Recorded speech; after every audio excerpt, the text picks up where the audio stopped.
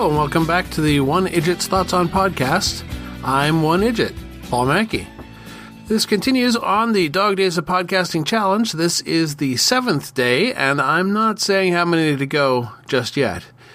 This week is less than ordinary. Today I worked, and at 1 p.m. went to Costco with the other members of the Fun Committee. I was on the committee last year and was pulled back in after a large portion of its members were suddenly no longer with the station.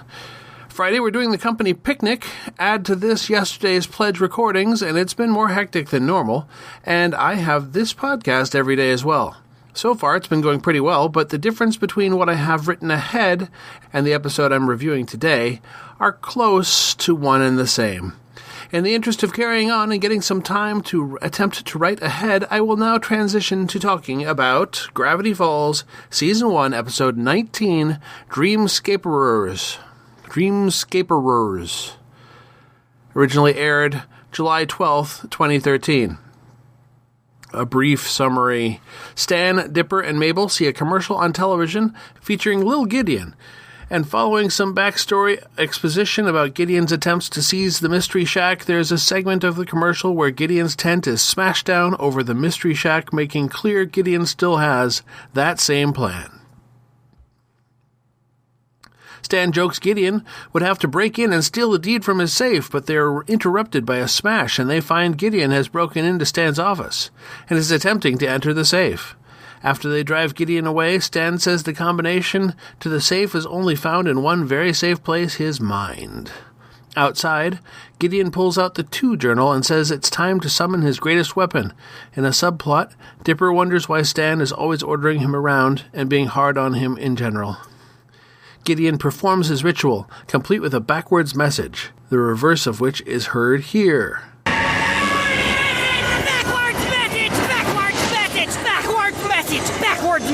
Backwards message. Summoning Bill Cipher, a powerful triangle-shaped cyclops with the power to get into Stan's mind, which he agrees to do for Lil Gideon, with a follow-up price to be named later.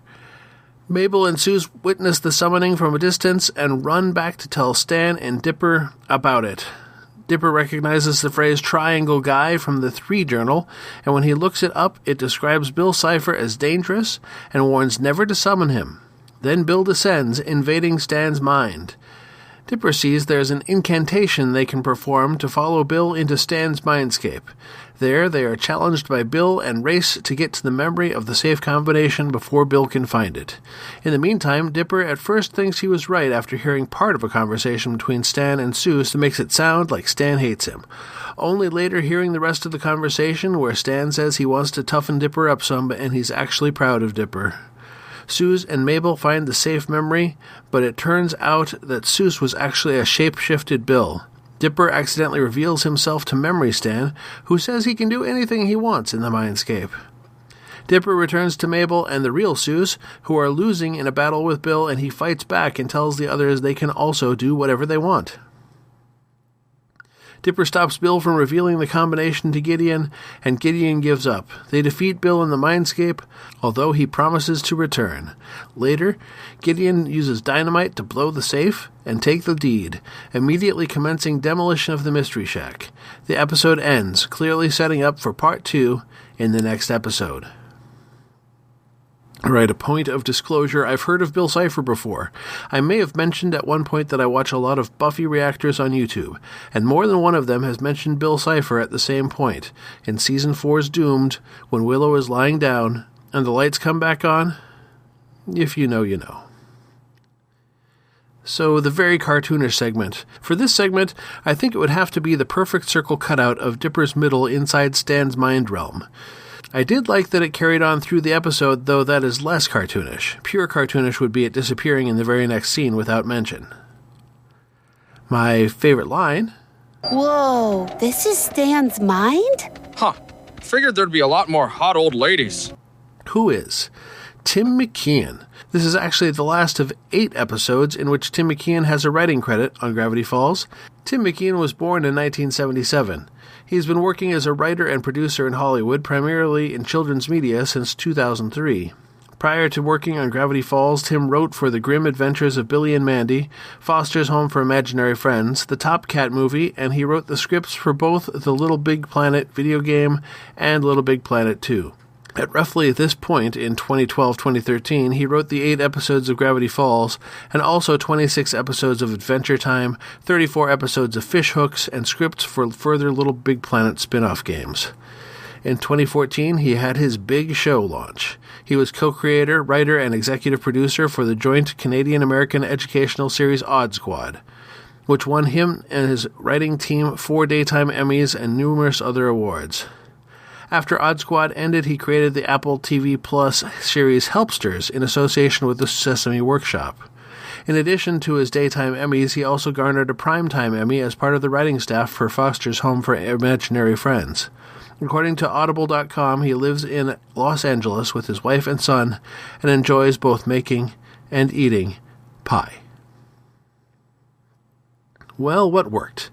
Well, I had been wondering about all of those reports of Gravity Falls and the Owl House sharing more creative DNA than just Alex Hirsch's voice.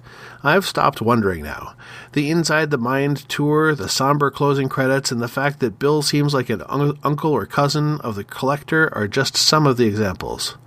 While Gravity Falls to this point hasn't presented a totally normal world viewpoint, this episode still took a hard left turn creatively.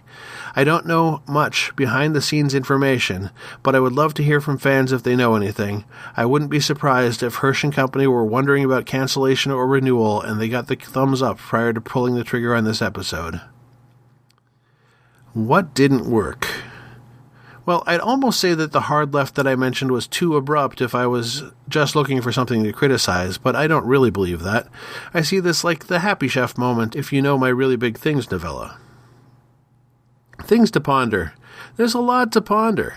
Lots of more obvious and pressing issues with the cliffhanger ending, of course, so I'll look at some things that are bubbling under the main events. They re-teased the secret room behind the vending machine from the very first episode, and left it hanging once more. Also, there will need to be more backstory on Bill Cipher and the journals. I'm expecting a full history episode at some point, most likely in the second season. I did note that Dipper's journal volume warned against summoning Bill, and the pages concerning him appeared rather ominously to be stained with red spatters. Next time is the Season 1 finale, Season 1, Episode 20, Gideon Rises. This being a Disney cartoon pre-Owl House, I expect there will be a happy ending, with suggestions of more troubles to come in Season 2. I expect a Dipper-Gideon showdown, complete with both using the respective journals. Happy hunting! You've been listening to the One Idjit's Thoughts On podcast, produced by Paul Mackey in association with Nimlas Studios. Any short clips of audio from shows is included under fair use for commentary purposes, and copyright for that content remains with its original copyright holders. The theme song is Too Good by Jack Mangan and is used by his generous permission. One Idjit's Thoughts is produced under a Creative Commons Attribution, Non-Commercial, No Derivatives 4.0 International License. You can find more episodes of this podcast and many other fine podcasts at nimlas.org. You can contact me by emailing idjitcastpodcast@gmail.com or commenting on episodes at nimlas.org.